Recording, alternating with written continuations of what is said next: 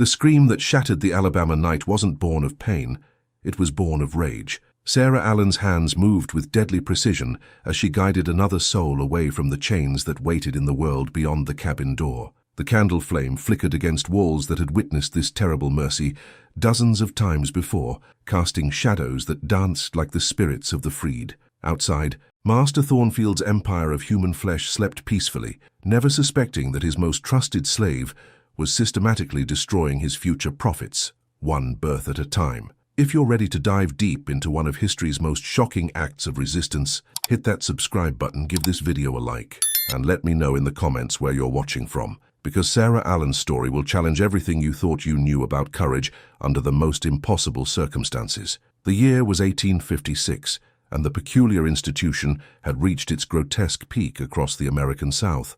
In the heart of Alabama's Black Belt, where cotton grew as white as the columns of plantation houses and twice as profitable, the Thornfield Plantation sprawled across 3,000 acres of blood-soaked earth. Here, among the neat rows of slave quarters and endless cotton fields, Sarah Allen had become something that defied every law of nature and society, a midwife who delivered souls not into bondage but into eternity. At 43, Sarah possessed the kind of beauty that slavery could neither break nor claim. Her café au lait skin spoke of mixed heritage, the brutal mathematics of rape disguised as plantation romance. Her eyes, deep amber flecked with gold, held secrets that would have sent her to the gallows if discovered. Her hands, long-fingered and graceful, were instruments of both healing and liberation, capable of bringing forth life or gently guiding it toward freedom through death. The Thornfield Estate House rose like a white monument to human suffering, its Greek Revival architecture testament to the architectural beauty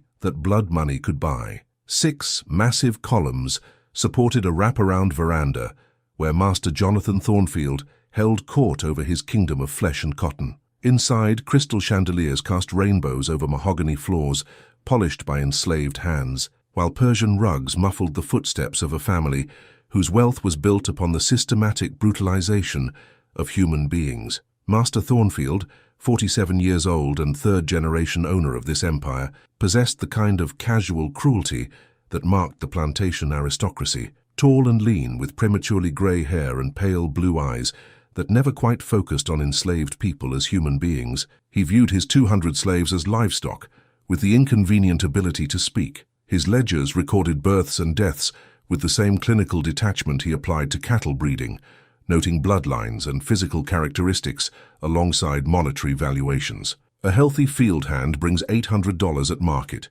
he often reminded his overseers, but a breeding woman can produce a dozen such investments over her lifetime. This philosophy had transformed the Thornfield plantation into what he proudly called his human stock farm, where women were valued primarily for their reproductive capacity and children were raised like calves, destined for sale when they reached working age. Sarah's cabin sat slightly apart from the main quarters, a privilege that came with her position as the plantation's primary midwife. The small structure, no more than 12 feet square, contained the tools of her dual trade, herbs for easing labor pains and accelerating delivery, but also other preparations whose purposes would have horrified Master Thornfield had he understood their true nature. Dried plants hung from the rafters like botanical stalactites, their medicinal properties known to Sarah through knowledge passed down from African grandmothers and learned through bitter experience. The morning sun cast long shadows across the cotton fields as the plantation bell rang at 4:30,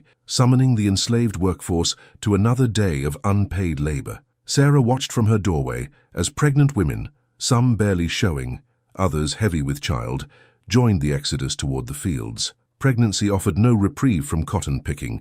Master Thornfield's philosophy held that light labor was beneficial for expectant mothers, though his definition of light would have killed most free women. Among those trudging toward the fields was Sarah Washington, 19 years old and 8 months pregnant with her third child. Her first 2 had been sold away before their 5th birthdays, torn from her arms by Master Thornfield's need for quick cash during particularly lean seasons. Sarah's eyes met Sarah's across the dusty yard, and in that glance passed a communication that transcended words, a desperate plea for the kind of mercy that only Sarah could provide. The overseer, a brutal Irishman named Patrick O'Malley, rode among the slaves on his bay mare, coiled whip hanging from his saddle like a serpent ready to strike. O'Malley had been hired specifically for his reputation for extracting maximum labor from enslaved workers, and his methods included systematic rape, psychological torture, and public beatings designed to terrorize the entire population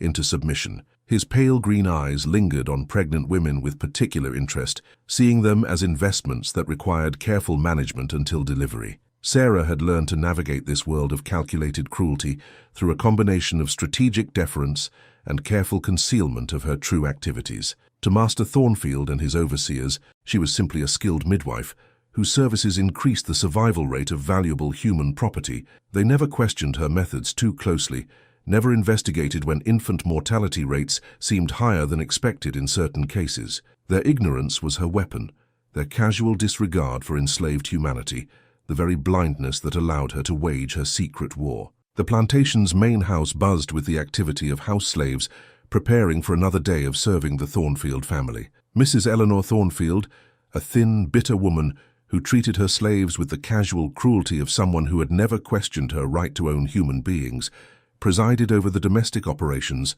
with an iron fist wrapped in silk gloves. Her 3 daughters, aged 16 to 22, had been raised to view enslaved people as an extension of the furniture, useful, replaceable, and utterly without individual worth. As Sarah walked toward the big house to attend to her morning duties, she passed the quarters where children too young for field work spent their days under the supervision of elderly slaves no longer capable of heavy labor. These children, ranging in age from infancy to 12, represented the next generation of Thornfield property. They played games in the dirt, their laughter a heartbreaking reminder of innocence that would be systematically crushed under the weight of slavery's brutality. Old Mama Celia, Sarah's predecessor and mentor, had died in this very cabin 5 years earlier, her final words still echoing in Sarah's memory. "Child, sometimes the greatest mercy is the one that breaks your heart." Those words had become Sarah's gospel, the philosophical foundation for actions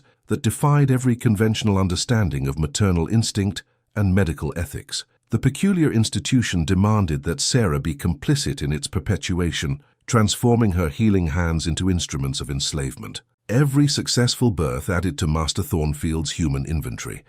Every healthy child represented another soul condemned to a lifetime of unpaid labor, systematic brutalization, and the constant threat of family separation. The mathematics were simple and devastating. Each child she delivered successfully contributed to the economic engine that kept slavery profitable and politically entrenched. But Sarah had discovered a different mathematics, one that calculated freedom in terms that slave owners could never comprehend. In her worldview, death became liberation, and love manifested as the courage to spare souls from experiencing slavery's ultimate degradations. Her actions represented the most radical form of resistance imaginable, using the master's own reliance on her skills to systematically undermine the foundation of his wealth. The morning air carried the scent of magnolia blossoms and human sweat, the paradoxical perfume of the antebellum South. Somewhere in the distance, a mockingbird sang its borrowed songs, mimicking the calls of other birds with perfect accuracy, but no original voice, a fitting metaphor for a society built upon the systematic theft of human dignity and labor. As Sarah prepared for another day of navigating the impossible contradictions of her existence, she carried within her heart the weight of every soul she had liberated through death, every child she had spared from the auction block, every mother she had saved from watching her babies grow up as someone else's property. Her rebellion was invisible to those who enslaved her, but it burned with the intensity of a hidden fire, consuming the very foundations of the system that sought to own her. The sun climbed higher over the Alabama landscape, illuminating a world where human beings were bought and sold like cattle, where children were raised as future commodities, and where women like Sarah Allen found ways to transform love into the ultimate act of defiance. In the growing heat of another cotton-picking day, the stage was set for a confrontation between the most intimate form of resistance and the most profitable form of human exploitation. Sarah Allen, slave by law, but liberator by choice, was about to face the greatest test of her terrible mercy, and the consequences would reshape not only her own fate, but the very understanding of what it meant to choose freedom over life itself. The memories came to Sarah like ghosts in the pre-dawn darkness, each one a scar upon her soul that had shaped her into the woman who now held the power of life and death in her weathered hands. As she prepared the herbs that would either ease a difficult labor or ensure a soul's journey to freedom, she could still hear the screams that had echoed through the Thornfield quarters 28 years ago, the night her own mother died, bringing her into this world of chains. Mama Rose had been Master Thornfield's prize breeding stock, a woman whose mixed African and Cherokee heritage had produced children of exceptional beauty and intelligence, qualities that commanded premium prices at slave auctions. Sarah's father had been Thomas Whitmore, the plantation's head overseer, a man who exercised his power over enslaved women with the casual brutality that defined the peculiar institution. The rape that created Sarah had been recorded in Master Thornfield's ledger as simply another breeding transaction, her conception no different from the mating of prize livestock. Old Mama Celia had delivered Sarah on a night much like this one, when the Alabama air hung heavy with humidity and the promise of violence. But unlike the mercy Sarah now provided, Mama Celia had fought to save both mother and child. Using every skill passed down through generations of African healers, she had failed with Mama Rose, whose body had been weakened by years of forced pregnancies and brutal labor, but she had saved the baby, who would grow up to transform midwifery into an instrument of liberation. "Your mama died free in her mind," Mama Celia had told Sarah years later, when the girl was old enough to understand the complexity of her origins. "She chose love over hate, even when love meant bringing you into this hell. But she also chose something else. She chose to trust me with a secret that would die with us both." That secret had been Mama Rose's final wish, that her daughter would never experience the particular degradation reserved for enslaved women of mixed heritage. These women, prized for their lighter skin and European features, were often reserved for the master's personal use, or sold as concubines to wealthy men who preferred their exploitation dressed in the language of romance, rather than the honest brutality of field slavery. Master Jonathan Thornfield had inherited Sarah, along with the rest of his human property when his father died in 1835. At that time, Sarah was 12 years old, her body just beginning to show the promise of the beauty that would make her valuable in ways that terrified her. But Mama Celia had already begun her education in the healing arts, teaching her the properties of plants and the mysteries of childbirth, skills that would provide her with a different kind of value, one that might protect her from the sexual exploitation that awaited most enslaved women. The old woman had been more than a mentor. She had been a keeper of ancient knowledge, a living bridge between the African homeland and the American nightmare. Her understanding of herbs and healing came from traditions that stretched back thousands of years, wisdom that had survived the Middle Passage and adapted to the plants of the New World. But Mama Celia possessed another kind of knowledge, darker and more dangerous, the understanding that sometimes healing meant choosing death over degradation. In the old country, Mama Celia had whispered during one of their midnight lessons, the mothers sometimes made hard choices. When the slave ships came, when the white men came to steal children, some mothers chose to send their babies to the ancestors rather than let them live in chains. It was love, child, the deepest kind of love. Sarah had been 15 when she truly understood what Mama Celia meant. That was the year Master Thornfield decided she was ready for breeding and had sold her to a neighboring plantation owner named Colonel William Ashford for a 6-month period designed to produce valuable mixed-race offspring. Ashford, a man in his 60s whose plantation specialized in raising enslaved women for the sexual entertainment of wealthy clients, had paid $300 for the temporary use of Sarah's reproductive capacity. The 6 months at Ashford's plantation had been a descent into a hell that even slavery's apologists couldn't romanticize. Sarah had been housed in what Ashford euphemistically called his breeding quarters, a collection of cabins where young enslaved women were systematically raped by white men who paid premium prices for the privilege. The women were fed well, clothed in finer garments than typical field slaves, and given medical care to ensure their bodies remained productive. But they were also subjected to a level of sexual violence that broke many of them completely. Sarah had survived those 6 months through a combination of mental dissociation and the protective knowledge Mama Celia had given her. Using herbs the old woman had taught her to recognize, she had prevented pregnancy while appearing to submit to Ashford's breeding program. When she returned to the Thornfield plantation, she carried within her a rage so pure and cold it had crystallized into something resembling divine purpose. But it was not her own suffering that had transformed Sarah into an angel of mercy. It was what she witnessed during her final week at Ashford's plantation, the birth and immediate sale of a baby girl to a brothel owner from New Orleans. The infant, no more than 3 days old, had been purchased for the specific purpose of being raised as a future prostitute, her fate sealed before she could even focus her eyes. That baby will be trained from childhood to please white men, Ashford had explained to Sarah with the casual tone he might use to discuss livestock breeding. By the time she's 12, she'll be worth more than most field hands. Supply and demand, girl. Supply and demand. Sarah had watched the baby being carried away in a wicker basket, her tiny fists waving at air she would never truly breathe as a free person. In that moment, something fundamental had shifted in Sarah's understanding of the world. She realized that slavery's cruelty had no bottom, that the system would find ways to exploit and degrade human beings that exceeded even her worst nightmares. When she returned to the Thornfield plantation, Mama Celia had taken one look at her and nodded slowly. "You've seen it now," the old woman had said. "You've seen what they really are, what they really do.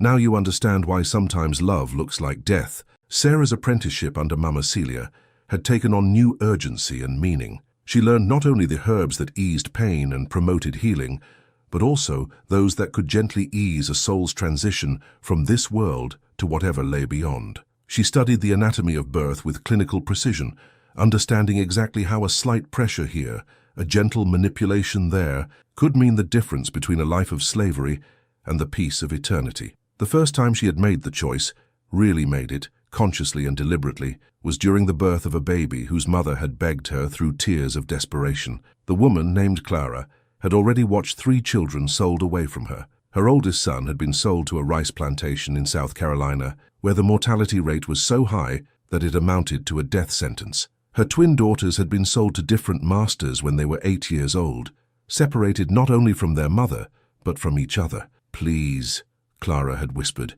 as her labor pains intensified, "please don't let this one grow up to call someone master. Please give it the freedom I never could." Sarah had looked into Clara's eyes and seen her own mother, her own pain, the collective suffering of every enslaved woman who had ever been forced to bring children into bondage. Her hands had moved almost without conscious thought, guided by a love so profound it transcended the conventional boundaries between life and death. The baby had slipped away peacefully, never experiencing the crack of a whip or the humiliation of the auction block. Clara had wept, but they were tears of gratitude as much as grief, gratitude for the mercy that had spared her child from the degradation that awaited all enslaved souls. Word of Sarah's special gift had spread through the slave quarters like wildfire, communicated in the coded language that allowed enslaved people to share dangerous information without alerting their oppressors. Women began requesting her services, not just for her skill in delivering babies, but for her willingness to provide the ultimate mercy when love demanded it. Master Thornfield, focused on his ledgers and his profits, never noticed the pattern. To him, infant mortality was simply one of the inevitable costs of his human livestock operation. He recorded the deaths with the same clinical detachment he applied to the loss of cattle or horses, never suspecting that his most trusted slave was systematically undermining the foundation of his wealth. But Sarah's actions had not gone entirely unnoticed. Overseer Patrick O'Malley, whose cruelty was matched only by his cunning, had begun to observe her more closely. O'Malley possessed the kind of paranoid intelligence that made him dangerous. He understood that enslaved people were constantly engaged in subtle forms of resistance, and he made it his business to uncover and brutally suppress any hint of defiance. The Irishman had been tracking the mortality rates among babies delivered by Sarah, comparing them to plantation records from previous years. What he had discovered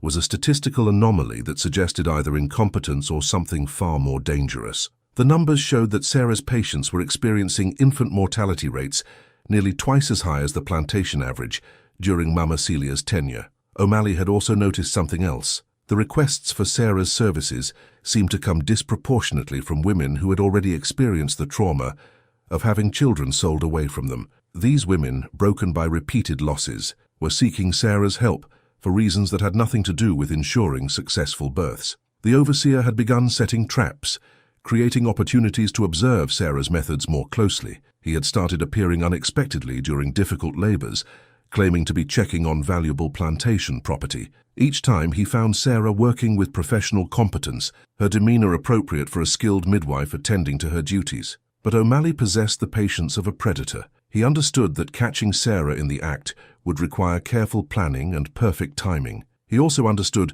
that the consequences of his suspicions being correct would extend far beyond one rebellious slave. If Sarah was indeed systematically killing babies, her actions represented the most dangerous form of resistance imaginable, one that struck at the very heart of slavery's economic foundation. As Sarah prepared for another night of terrible choices, she carried within her heart not only the weight of every soul she had liberated, but also the growing certainty that her actions had attracted dangerous attention. The shadows seemed to watch her more closely now, and she had begun to notice O'Malley's pale green eyes following her movements with the intensity of a hunter stalking prey. The stage was set for a confrontation that would test not only Sarah's commitment to her cause, but also her ability to protect the network of women who had come to depend on her mercy. In the growing darkness of another Alabama night, the midwife who had transformed love into liberation prepared to face the greatest challenge of her dangerous calling. The storm that would either destroy her or elevate her to legendary status was gathering on the horizon, and Sarah Allen could feel its approach in the very air she breathed.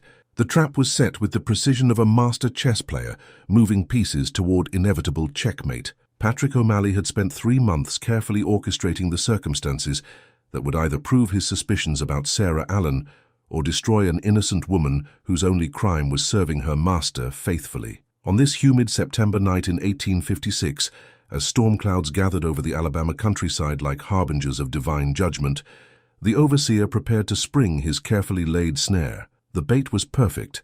Lucinda Hayes, though a 20-year-old woman whose previous 3 children had been sold away before their 5th birthdays. Lucinda's labor had begun at sunset, and word had been sent to Sarah through the usual channels, a whispered message carried from cabin to cabin by enslaved women who understood that some communications could never reach white ears.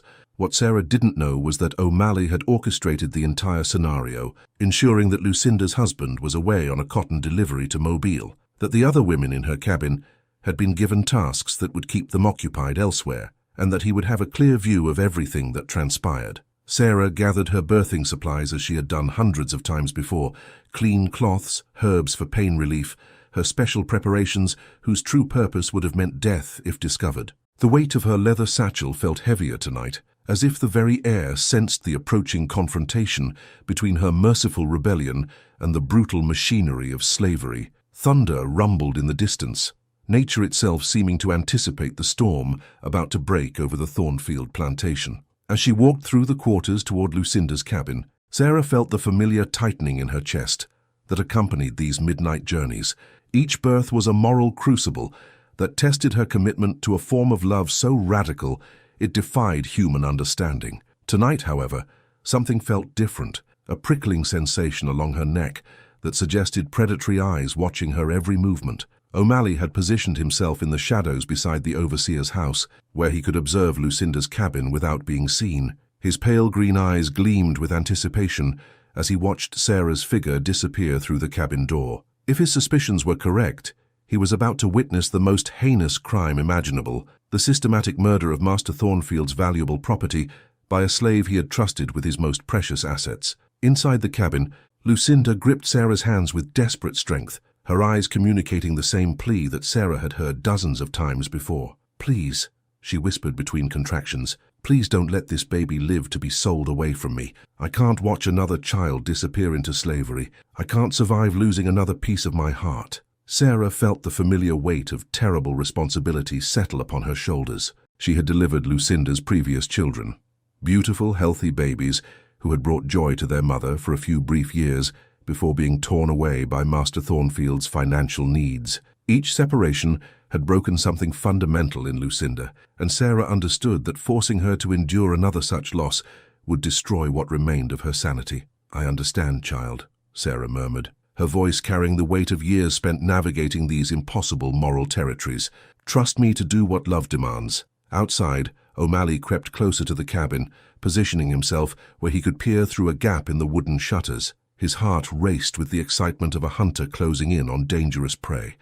For months he had suspected that Sarah was engaged in activities that went far beyond normal midwifery, and tonight he would finally have the evidence needed to expose her treachery. The labor progressed with agonizing slowness, each contraction bringing Lucinda closer to the moment when Sarah would have to make her terrible choice. As the night deepened and the storm clouds gathered overhead, the cabin became a pressure cooker of fear, determination, and the kind of love that civilized society could neither understand nor forgive. Sarah's hands moved with practiced efficiency as she monitored the baby's descent. Her fingers detected the positioning, the rhythm of contractions, the precise moment when intervention would be required. She had performed this ritual of liberation dozens of times, but never with such an acute sense of being observed, never with the feeling that invisible eyes were cataloguing her every movement. The baby's head crowned just as the first drops of rain began to patter against the cabin roof. In that moment, Sarah made her choice, not just for this particular child, but for the principle that had guided her actions for the past decade. Her hands moved with the kind of precision that came from years of practice, applying just enough pressure in just the right place to ensure that this soul would never experience the degradation of slavery. But as the baby slipped into eternal peace, a board creaked outside the cabin. Sarah's head snapped up, her amber eyes scanning the shadows beyond the shutters. Something was wrong, terribly wrong. The very air seemed charged with danger, as if the storm brewing outside had found its way into the cabin itself. O'Malley had seen enough. Through the gap in the shutters, he had watched Sarah's hands work with deliberate intention, had seen the precise movements that transformed a routine birth into an act of murder. His pale face flushed with triumph as he realized he had finally caught the most dangerous slave on the plantation in the act of destroying Master Thornfield's property. Murder! O'Malley's voice cut through the night air like a blade. Murder most foul. She's killing the babies. The cabin door exploded inward as the overseer burst through, his eyes wild with the righteousness of a man who had uncovered ultimate evil. Behind him came two field hands. He had pressed into service as witnesses, their faces showing the terror of enslaved people caught between competing white authorities. Sarah rose slowly from beside Lucinda's bed, her hands still bloody from the birth, her face showing no surprise at this violent intrusion. She had always known this moment would come, had prepared for it mentally and spiritually, even as she hoped it might never arrive. Now, faced with the man whose cruelty had defined so much of the plantation's daily horror, she felt an unexpected sense of relief. The deception was over. The truth would finally be revealed. "You saw nothing, O'Malley," Sarah said quietly, her voice carrying a dignity that made the overseer step backward involuntarily. "You saw a birth that went badly, as births sometimes do. You saw a skilled midwife trying to save both mother and child." O'Malley's laughter was harsh and triumphant. "I saw exactly what I expected to see. A murdering slave destroying her master's property. I've been watching you for months, Sarah Allen. I know what you are, and now I can prove it." Lucinda, weak from childbirth but understanding the catastrophic nature of what was happening, struggled to sit up. "The baby was born dead," she said, her voice shaking with fear and desperation. "Sarah tried everything to save it. She's a healer, not a killer." But O'Malley was beyond listening to enslaved voices. He had found his evidence, had caught his quarry, and now he would deliver them both to Master Thornfield's justice. "Get up, both of you," he snarled, raising his hand to strike Sarah. "You're coming with me to explain your crimes to the Master." Sarah stepped forward, placing herself between O'Malley and Lucinda. In that moment, she made a choice that went beyond her individual rebellion, beyond her personal commitment to mercy. She chose to transform this confrontation into something larger, a public declaration of principles that could not be compromised or hidden. "I am guilty of love," Sarah said, her voice rising with a power that made O'Malley hesitate. "Guilty of refusing to bring souls into bondage, guilty of choosing freedom over slavery, death over degradation. If that is murder, then I am the greatest murderer who ever lived." The words hung in the air like a challenge to the very foundations of the peculiar institution. Sarah had not merely confessed to the specific act O'Malley had witnessed. She had confessed to a systematic campaign of resistance that struck at the heart of slavery's economic foundation. She had transformed herself from a court criminal into a martyr for a cause that most people couldn't even comprehend. O'Malley's face went white with shock and rage. He had expected denials, pleas for mercy, the typical responses of a slave caught in wrongdoing. Instead, he faced a woman who stood proud in her rebellion, who claimed moral authority for actions that the law defined as the ultimate crime against property. "You've been murdering babies for years," O'Malley whispered, the full implications of Sarah's confession beginning to dawn on him. How many? How many of Master Thornfield's valuable slaves have you killed? Sarah's smile was terrible in its serenity. Enough, she said simply. Enough souls liberated to make the angels weep with joy. Enough freedom chosen to make the devil himself proud. The storm outside reached its full fury as these words echoed through the cabin. Lightning illuminated the scene like divine judgment, casting stark shadows that seemed to dance with the spirits of the freed. Thunder crashed overhead, as if heaven itself was applauding Sarah's defiance. O'Malley grabbed Sarah's arm with violent force, his fingers digging into flesh that had delivered dozens of souls to freedom. "You're coming with me now," he snarled. "Master Thornfield will decide what justice you deserve." As they stepped out into the storm, Sarah felt a strange peace settle over her heart. For years, she had lived with the weight of her secret rebellion, carrying the knowledge that discovery would mean death, but continuing her work because love demanded it. Now, with the truth finally revealed, she felt lighter than she had in decades. The walk to the big house became a procession through the quarters, as enslaved people emerged from their cabins despite the rain to witness Sarah's capture. Their faces showed a mixture of terror and admiration. Terror at what her fate would mean for all of them. Admiration for a woman who had chosen principle over survival. Some of the women Sarah had helped over the years stood in their doorways, their hands pressed to their hearts as they watched their liberator being dragged toward judgment. They understood what she had sacrificed for their mercy, what she had risked to spare their children from the degradation of slavery. In their eyes, Sarah saw not condemnation, but gratitude. Gratitude for a love so profound it had transformed death into the ultimate act of liberation. The lights of the plantation house blazed through the storm as O'Malley pounded on the front door, his prize catch standing beside him with the dignity of a queen facing execution. Inside, Master Thornfield was roused from his bed to confront the most shocking revelation of his life, that his most trusted slave had been systematically destroying his human property for years. As the door swung open to reveal Master Thornfield's shocked face, Sarah Allen stood straight and proud in the storm, ready to face whatever consequences her rebellion might bring. She had crossed the point of no return, had chosen to transform her hidden war into a public declaration of principles that could not be compromised. The climax of her extraordinary life was about to begin, and with it, a reckoning that would shake the foundations of the Thornfield plantation and echo through the corridors of history itself. The mahogany grandfather clock in Master Thornfield's study chimed midnight, as the most shocking trial in Alabama plantation history began in the flickering light of oil lamps and candles. Jonathan Thornfield, roused from sleep by O'Malley's frantic pounding, stood in his silk nightgown and leather slippers, staring at the woman who had systematically destroyed thousands of dollars in human property while he slept peacefully in his feather bed. The revelation struck him like a physical blow. His most trusted slave, the woman he had relied upon to increase his human livestock, had been waging a secret war against the very foundation of his wealth. "Explain yourself," Thornfield demanded, his voice shaking with a rage so profound it threatened to choke him. "Explain how you could betray the trust I placed in you, the privileges I granted you, the position of honor you held among my people." Sarah Allen stood before her master, with the dignity of a queen facing judgment, her blood-stained hands clasped calmly before her, her amber eyes reflecting the dancing flames, with an inner light that seemed to burn brighter than the candles themselves.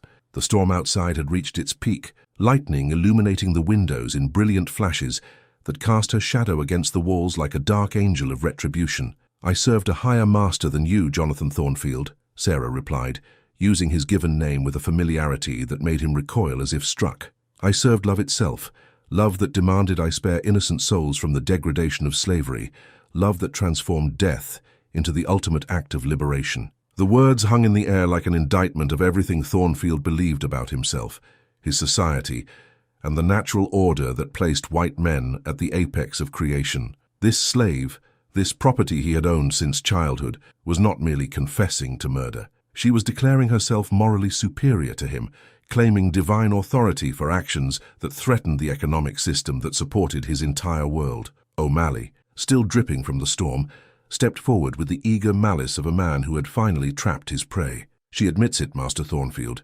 She admits to years of murdering valuable property. I caught her in the act tonight, and she confessed to dozens more. The financial losses must be enormous." Thornfield's mind raced through the implications, calculating not just the monetary damage, but the social catastrophe this revelation represented. If word spread that his plantation's midwife had been systematically killing babies, it would destroy his reputation among his peers, undermine confidence in his management abilities, and potentially inspire similar acts of resistance among slaves throughout the region. "How many?"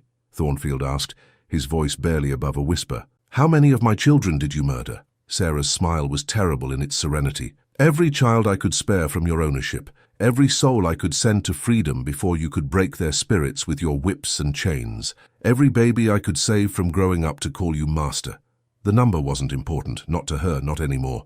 What mattered was the principle, the systematic resistance to slavery's most fundamental cruelty. She had transformed midwifery into an instrument of liberation, used her master's own dependence on her skills to wage the most intimate form of warfare imaginable. Thornfield's face flushed purple with rage as the full scope of Sarah's rebellion became clear. This wasn't simply about financial losses. This was about a slave who had dared to judge him, who had presumed to make life and death decisions based on her own moral authority rather than his property rights. "You will hang for this," Thornfield snarled, spittle flying from his lips. "You will hang as slowly as possible, and your body will rot on display as a warning to every slave in Alabama. Your rebellion ends tonight, Sarah Allen." But Sarah had already moved beyond fear of death. Years of carrying the weight of her secret war had prepared her for this moment, had taught her that some principles were worth dying for. She had crossed the Rubicon of resistance, and there could be no retreat from the moral territory she had claimed. "Death holds no terror for me," Sarah replied calmly. "I have been dead since the day I was born into slavery. What you call execution, I call liberation, my final act of choosing freedom over bondage." The trial, if it could be called that, continued through the night as Thornfield summoned other slaves to testify about Sarah's activities. One by one, the women she had helped over the years were dragged before the impromptu tribunal, forced to choose between protecting their liberator and saving themselves from punishment. Sarah Washington, still weak from the birth Sarah had attended just days earlier, wept as she faced the impossible choice between loyalty and survival. "She helped me," Sarah whispered, her voice barely audible above the storm. "When my labor was difficult, she saved my life. I don't know nothing about any murdered babies." But Lucinda Hayes, broken by fear and the trauma of the night's events, provided the testimony O'Malley needed. Under threats of being sold away from her remaining family, she admitted that Sarah had done something to ensure her baby was born dead, though she insisted it was an act of mercy rather than murder. As dawn broke over the Thornfield plantation, the verdict was inevitable. Sarah Allen was condemned to death by hanging, her execution scheduled for the following Sunday, so that slaves from neighboring plantations could be forced to witness the fate that awaited those who dared resist their master's authority. The news of Sarah's rebellion spread through Alabama's plantation network with the speed of wildfire. White planters gathered in parlors and gentlemen's clubs to discuss the implications of a slave who had systematically murdered their property for years. The very idea that such resistance was possible sent shockwaves through a society that depended on the myth of enslaved people's contentment with their condition. Some planters called for immediate investigations of their own midwives, demanding proof that their human property was being properly maintained. Others argued that Sarah was an isolated case, a madwoman whose actions bore no resemblance to normal slave behavior. All agreed that her execution must be public and brutal enough to discourage similar acts of resistance. But in the slave quarters throughout Alabama, Sarah's story took on a different meaning. Word passed through the underground networks that connected enslaved communities, carrying the tale of a woman who had found a way to strike at slavery's very heart. To the enslaved population, Sarah became a figure of mythic proportions, part liberator, part martyr, part cautionary tale about the price of resistance. The days between Sarah's condemnation and execution passed with the strange calm that sometimes precedes great storms. She was confined in the plantation's makeshift jail, a reinforced shed normally used for storing cotton, but her spirit seemed to grow stronger rather than weaker as death approached. Visitors to her cell reported that she spent her time singing spirituals and recounting the names of every child she had liberated, as if creating a sacred litany of the freed. On the Sunday morning of her execution, slaves from 5 neighboring plantations were forced to gather in the Thornfield cotton fields to witness justice being served. The gallows, constructed hastily but with grim efficiency, stood like a dark monument to white authority, in the center of what had been a symbol of enslaved labor. Sarah walked to her death with the same dignity she had maintained throughout her trial, refusing the blindfold offered by the executioner, meeting the eyes of every enslaved person in the crowd with a gaze that seemed to bless them, even as it said goodbye. Her final words, recorded by a newspaper reporter from Montgomery, became legendary among Alabama's enslaved population. "I die free in my mind and heart, having served love rather than hatred, having chosen liberation over degradation. Every child I sent to the ancestors is a victory over the chains you placed upon our bodies. Death is not my punishment. It is my final act of resistance." The rope snapped her neck cleanly, but the impact of her rebellion would echo through Alabama for decades to come. Master Thornfield discovered that killing Sarah had not restored his authority. Instead, it had transformed her into a martyr, whose story inspired acts of resistance throughout the region. Slave mothers began refusing to allow plantation midwives to attend their births, preferring to risk death in childbirth rather than trust their babies to someone who might be another Sarah Allen. The economic impact was immediate and devastating. Infant mortality rates plummeted as mothers took desperate measures to ensure their children survived, but birth complications increased dramatically. Planters found themselves caught between their need for successful births and their fear of rebellious midwives, unable to trust the very people whose skills were essential to maintaining their human property. O'Malley, rather than being rewarded for uncovering Sarah's rebellion, found himself blamed for allowing it to continue for so long. Thornfield dismissed him within 6 months, unable to look at the man who reminded him daily of his own blindness to the resistance operating under his nose. The overseer drifted from plantation to plantation, his reputation damaged by his association with the most shocking case of slave resistance in Alabama history. But Sarah's legacy extended far beyond the economic disruption her death caused. In the years following her execution, stories of her rebellion were woven into the oral traditions of enslaved communities throughout the South. She became a figure in spirituals and folk tales, a woman who had found a way to choose freedom even within slavery's most restrictive boundaries. The Underground Railroad incorporated Sarah's story into their networks, using her example to inspire enslaved people to seek freedom through escape, rather than through the terrible mercy she had provided. Harriet Tubman herself was said to have invoked Sarah's name when encouraging fugitive slaves to continue their dangerous journeys north. When the Civil War finally came to Alabama 5 years later, Sarah Allen's name was whispered among the Union troops who liberated the Thornfield plantation. The soldiers found her grave, a simple mound of earth behind the slave quarters, unmarked but decorated with flowers that someone had been placing there regularly since her death. Master Thornfield, ruined by the war and the collapse of slavery, died in 1867, a broken man whose final years were haunted by memories of the woman who had systematically destroyed his human property while he slept peacefully in his mansion. His descendants would later claim that Sarah Allen's ghost walked the plantation grounds, forever attending to births that would never result in enslaved children. The true measure of Sarah's impact, however, could be found not in the economic disruption she caused, or the fear she inspired among slaveholders, but in the liberation she provided to souls who might otherwise have lived entire lives in bondage. Modern historians estimate that she may have directly prevented the enslavement of over 50 individuals, while inspiring acts of resistance that affected hundreds more. Her story survived the Civil War, Reconstruction, and the long decades of segregation that followed,